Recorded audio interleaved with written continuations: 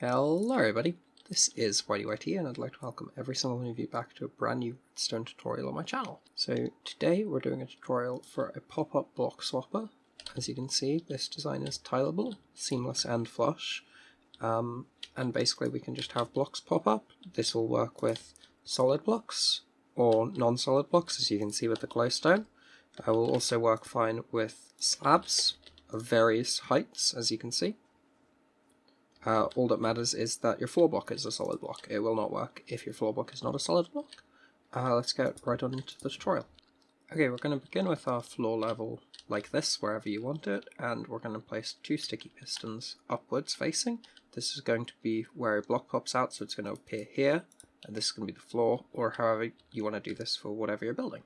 We're then going to build a double piston extender, so we're just going to place a repeater here on 4 ticks with an observer here, a block here, then here we're going to place another observer like this.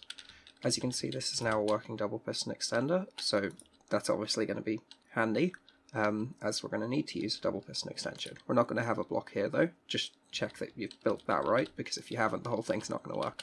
We're then going to place a piston here, with a block below it, then a repeater on 3 ticks, then we're going to place an observer here, with a dropper like this, and a repeater here on 2 ticks.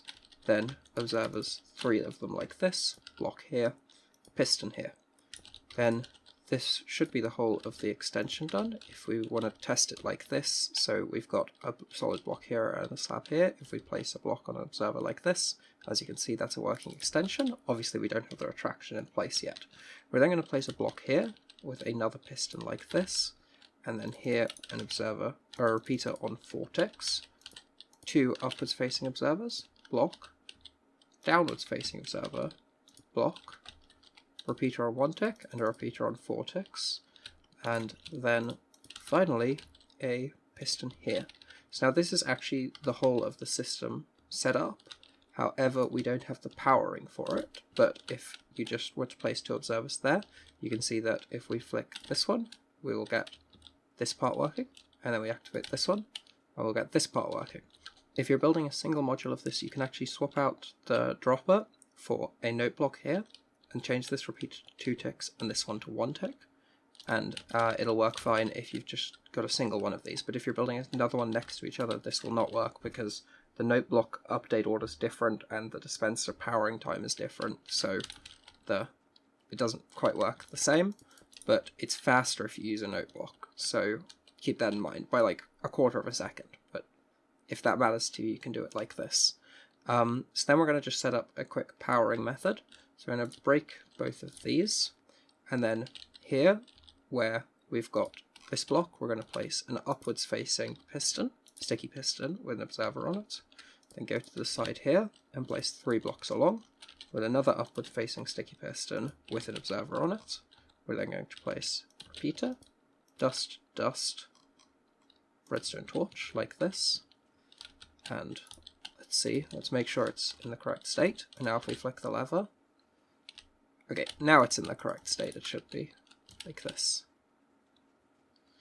So all you need to do is, when it's like this, you need to make sure that this one's powered, and when it's like this, you need to make sure that this one's powered, basically, to make sure it's powering in the correct state. You can then just build a bunch of these next to each other if you want, and then your input will all look like this, and you can just run an input in however you might like that, or whatever you need it to do for your specific situation. I hope this tutorial was helpful. If it was, then please do leave a like, comment, subscribe, all that good stuff. If you have any issues whatsoever, then please tell me down below, and I will do my best to help. I'll now do a rough explanation of what's going on for those who are interested, but for the rest of you, peace. So this is a very simple mock-up of what we have going on using just levers and observers. So very basically, the first thing that we do with this in order to get a retraction is we activate the double piston extender. We then push this block across, and then we activate the double piston extender again, except because this block isn't here to power this, it just pushes this up. So that's how this is done. And basically we just had to use a lot of delay here. My initial design was 4 blocks longer on this side, and I'm really proud of how I was able to compact this and get the timing absolutely perfect here, so I'm very pleased with this. Then for the other way around, we just power the top piston to retract that, push this across, and then activate a double piston extender. And that's the whole thing. So this is the double piston extender, and we just activate it using these 2 pistons basically.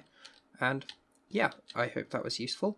Then it has 2 separate activation methods. This side is for the extension, and this one's for the retraction, I think. No, other way around. This one's for the retraction, and this is for the extension. And this whole bit at the bottom is basically just alternating which of those is powered. So when you flick the lever off, this one will get powered, and when you flick it on, this one will get powered, but it has to be powered by an observer input like this. And yeah, if you have any questions, leave them below. I'll be happy to help. Yeah, I hope you've enjoyed. If you have, please do drop a like, comment, subscribe, all that good stuff. I'll be sure to catch you next one. Peace.